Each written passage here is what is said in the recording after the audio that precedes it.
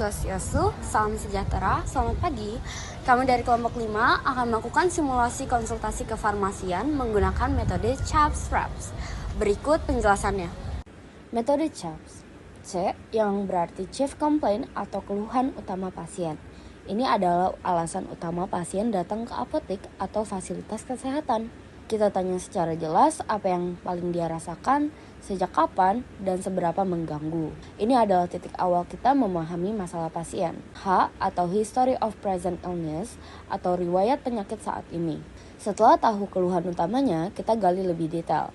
Misalnya, bagaimana gejalanya muncul, apa yang membuatnya makin parah atau mereda, sudah berapa lama terasa, dan apakah ada perubahan yang dirasakan. A. Alergis atau riwayat alergi. Bagian ini penting banget buat mencegah kesalahan pengobatan. Kita tanya apakah pasien punya riwayat alergi terhadap obat, makanan, debu, atau zat lain. Kalau ada, kita catat dengan jelas supaya obat yang diberikan aman dan tidak menimbulkan reaksi buruk. P atau Past Medical History atau riwayat kesehatan sebelumnya. Kita tanya apakah pasien pernah menderita penyakit tertentu sebelumnya, seperti asma, diabetes, tekanan darah tinggi, atau penyakit kronis lainnya. Ini berpengaruh pada jenis obat dan dosis yang nanti akan diberikan. S atau Social History atau riwayat kebiasaan dan lingkungan. Kebiasaan ini seringkali jadi pemicu atau mempengaruhi kecepatan penyembuhan penyakit. Kemudian yang kedua ada metode FRAPS. F stand for Familial History atau riwayat kesehatan keluarga.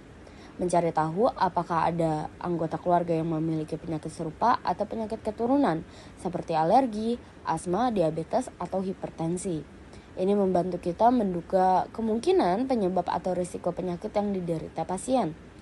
R yaitu Review of Symptoms atau peninjauan gejala lengkap.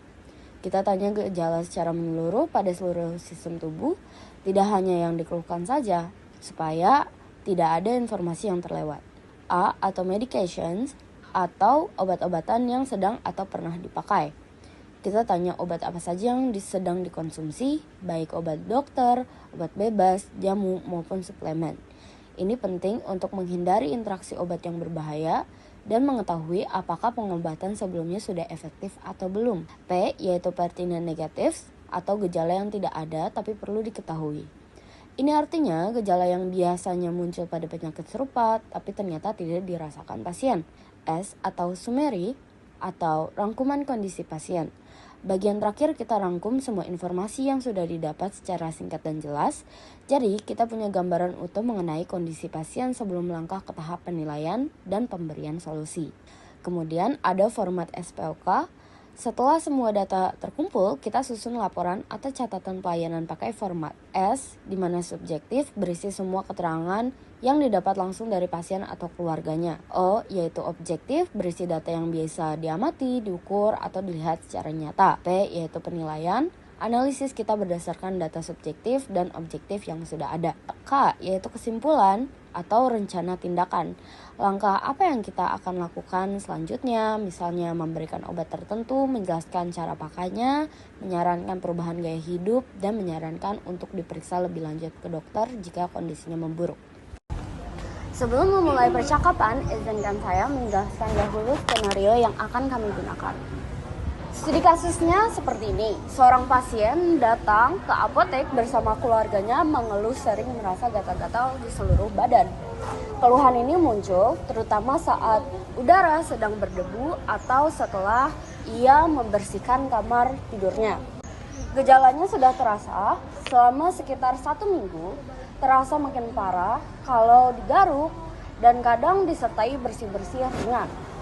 Berdasarkan riwayat yang didapat, pasien tidak memiliki alergi terhadap obat maupun makanan, tidak punya riwayat penyakit kulit atau asma sebelumnya. Namun, diketahui ada riwayat alergi serupa dalam keluarganya, dan kebersihan lingkungan tempat tinggalnya juga kurang terjaga dengan baik.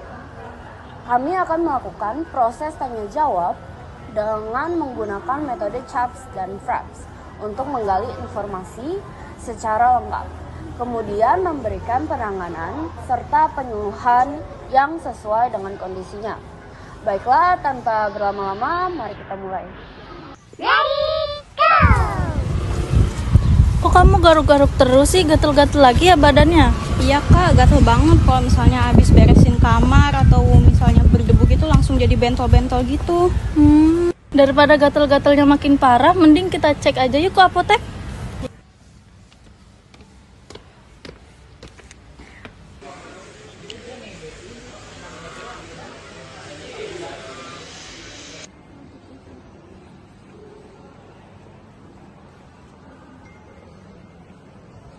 Selamat pagi Kak, ada yang bisa saya bantu? Selamat pagi Bu, jadi adik saya ini mengalami gejala gatel-gatel. Kalau kena debu itu makin terasa gatelnya. Zelensia, Umurnya? 16 tahun, Tanggal lahirnya? 27 Oktober 2010.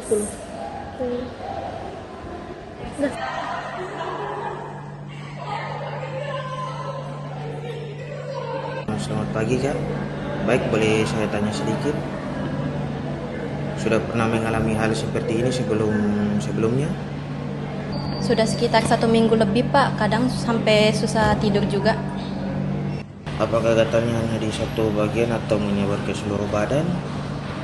Apakah disertai bersin atau mata berair juga? Menyebarnya hampir ke seluruh badan sih pak, kadang juga sampai bersin-bersin kalau debunya banyak. Apakah adiknya punya alergi makanan atau obat?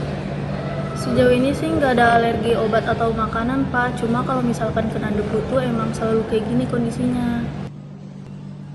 Apakah pernah menderita penyakit kulit atau asma sebelumnya? Tidak pernah pak. Bagaimana kebiasaan di rumah? Apakah sering mengganti spray atau membersihkan kamar? Kamarnya sih agak jarang Pak dibersihkan, spraynya juga digantinya tuh seminggu sekali. Apakah ada anggota keluarga lain yang sering gatal atau bersin kalau kena debu?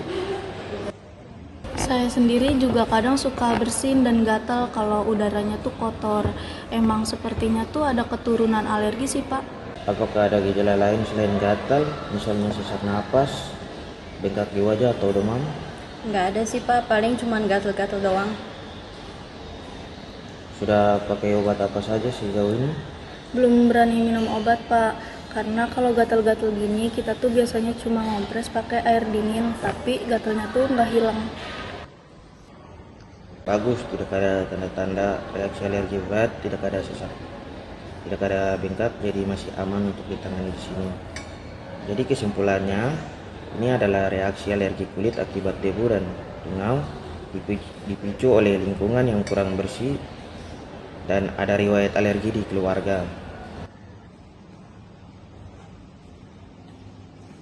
Baik, sesuai penjelasan Bapak apotekernya, kami berikan obat cetirizine untuk meredakan gatalnya. Obat ini diminum 1 kali sehari sesudah makan. Mohon diingat ya, obat ini hanya untuk meredakan gejalanya supaya tidak sering kambuh, usahakan sering membersihkan kamar tidur dan mengganti spray yang rutin. Dan pakai maskernya kalau sedang berberes-beres kamar. Kalau dalam 3 hari tidak membaik atau malah makin memperparah, tolong dibawa ke dokter ya. Terima kasih Bu atas penjelasannya.